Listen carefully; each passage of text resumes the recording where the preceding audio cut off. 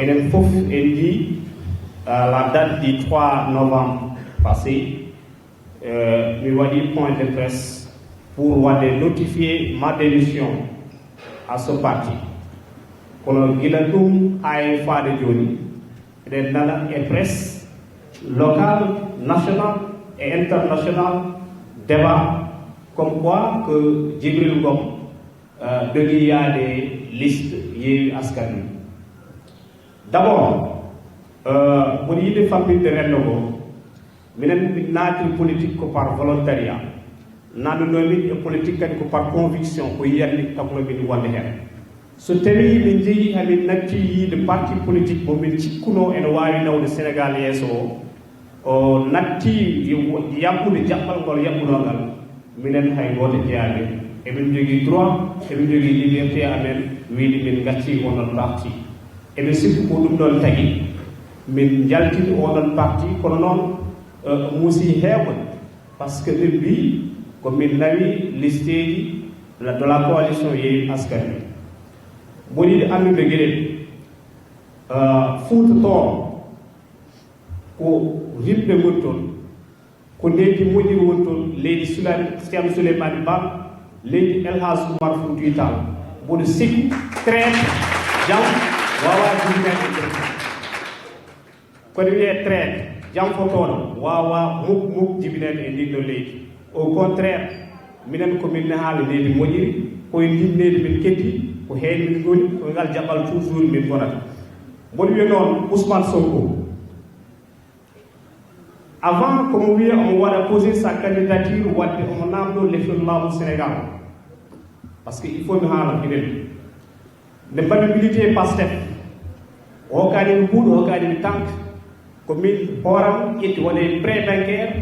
au niveau de la CBAO ko nden ceeɗu otam ko min waɗi naati galle yo galle wuro ha wuro ha mbaɗi massifié parti e nder département de Matam donc sikku so tawi eɗo wiye traite wona min Djibril Ngom ɓe mbiyata traite so tawi kadi ɓe traite wona ɗi Fouta ko wiyete traite mi Fouta ko leydi waɗiyaɗi ko leydi sernaɗi ko leydi El Hadj Oumar Foutiyou Tall ko leydi Ceerno Souleymane Baal traite wawa ɗiɗo kono noon so tawi ko yaltude amen Pastef ɓowdude on ɗon wutto waɗata min traite emin gara emin ballita Macky Sall yoɓe gandi komin wonoɓe traite hamin gaflo ñama men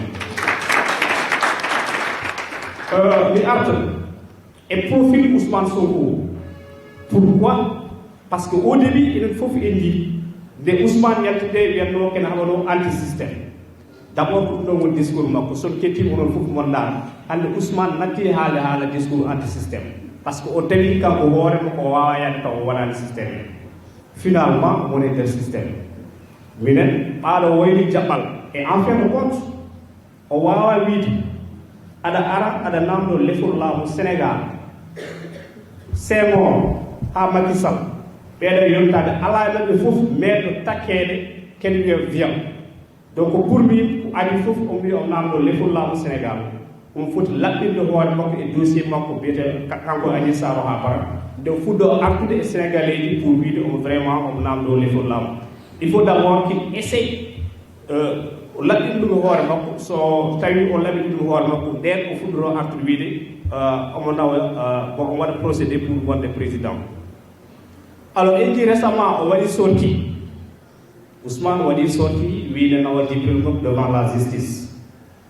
mi wiima noon mboɗo faɗi plainte maɓɓe kamɓe la coalition mboɗo faɗi plainte maɓɓe daari fof ɓeɓe ganda ɓurewi ɗon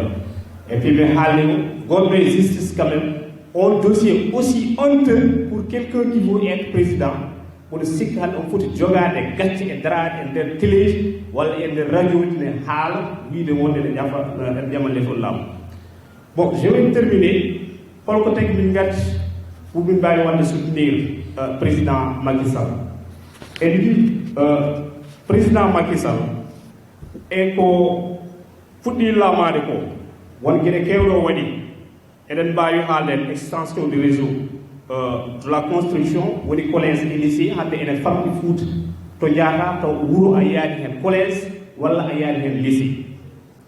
ko refti hen ko en jiiɗeɗo ɗiɗo dumunnaji o waɗi recruté 5000 enseignants pour tan ko jangino mbasa makkude e nder collège aji he e nder lycée ji he e nder école aji primaire en jii kadi gure kewɗe e nder Fouta so mbaɗa haalno karani ko département de Matam e nder région de Matam gure ɗe galano courant mais hande enen famɗi wuro e nder Fouta mo waɗaka électrifié ɗum ko nafoore ɗum ko ballal Allah e nelaɗo muɗum e kadi ballal makko kanko e équipe makko e son gouvernement donc wona hunde famɗude en jii kadi kono wiye extension du réseau routier gure ɗe jokkodiri nden c'était tellement difficile pour gommuɗa wuro mbiɗa aɗa yaada wuro wongo par ce que lawol ngol wonno ko moƴƴani mais joni en jii e nder ligguey moɓe mbaɗata o laaɓi ɗi nana ɓurɗe fewnede ɗum tagui Matam natti vraiment wonde enclavé en mbawi kadi wadde des financements ɗum ɗon foof koye bilan mo président Macky Sall waɗi ɗum ɗon vraiment ko segui en mbiyata yoni kono noon eɗen ñaguimo kadi nde wawata ɓeyde ɗum ɗon eɗen gasnira pour erade ɓe gonduɗen e nder landa o ko wiɗen enen foof nde mbawaten waddude e junggo e faam nanggodiren ha mbawen enen foof wonde caggal l'honorable député Farba Ngom par ce que hande neɗɗo woto won haasida neɗɗo aɗa wawi wasa welede neɗɗo o Farba en jii foof darde makko e nder Fouta en jii darde Farba e nder Sénégal donc oɗo hande ko jarɗo ko mbarude ɗum tagi minen min kersani min kulani min keppani min kaɓani kadi rewde caggal makko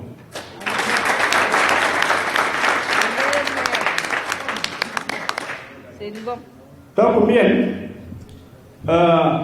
mes frères du nouveau parti woni APR min gari tawtude on ko enen foof ha mbawi waddude jogue famɓe mbinomi nane ni mballodiren ala gammodiral ala o ko joni ari ala ɓe ko ɗo gonno guila he caggi mais sikku joddiɓe laamu foof footo ngo ko yo joof donc mboɗo wiyaɓe bisimilla mabɓe emin paari liggudade mabɓe kala to yettere e nder Sénégal mamin jettude mabɓe inchallahu rabbi ha mbawen dañde Matam wonta vraiment région mo gandanɗa hoorema enen foof eɗen mbawa hen yitade hoore men taw kadi eɗen dañde Sénégal komi mbiyata ko Sénégal émergent taw enen foof vraiment eɗen mbawa yiide hoore ko sigi ɗum ɗo wonno déclaration merci